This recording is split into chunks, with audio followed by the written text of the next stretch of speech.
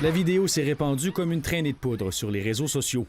Un adolescent mineur est arrêté par des policiers de Québec sur la Grande Allée. Il est roué de coups par l'un d'entre eux. Il reçoit ensuite de la neige au visage.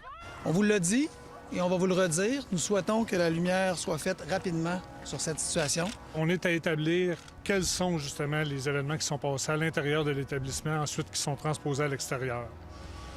Donc, moi, je m'engage personnellement à ce que l'enquête soit faite rondement. Une vidéo qui a l'effet d'une onde de choc dans la communauté. J'ai été saisi, comme on dit, vraiment abasourdi même. Éric Martel-Baoli connaît bien le garçon visé, puisqu'il l'a entraîné à la boxe. Le jeune est placé au sol, la tête dans la neige. Moi, si je me mets le visage en ce moment dans la neige, c'est sûr que je vais être gelé. Là.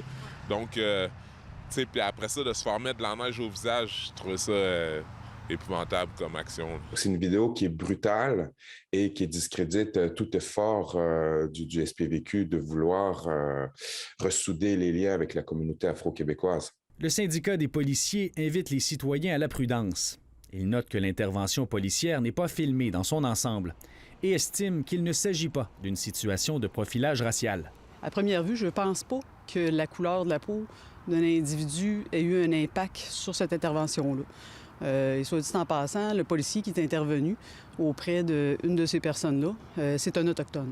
Donc, écoutez, je pense qu'on tire vite des conclusions au niveau du profilage racial. N'empêche, certains gestes sont discutables. On voit sur une des arrestations, on voit clairement un policier pousser volontairement, on ne peut pas dire que c'est accidentel, là, pousser volontairement de la neige au visage de l'individu arrêté.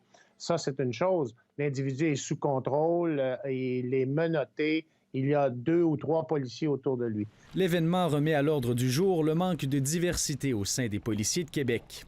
En 2020, le SPVQ indiquait qu'aucun de ses 853 agents de l'organisation était noir.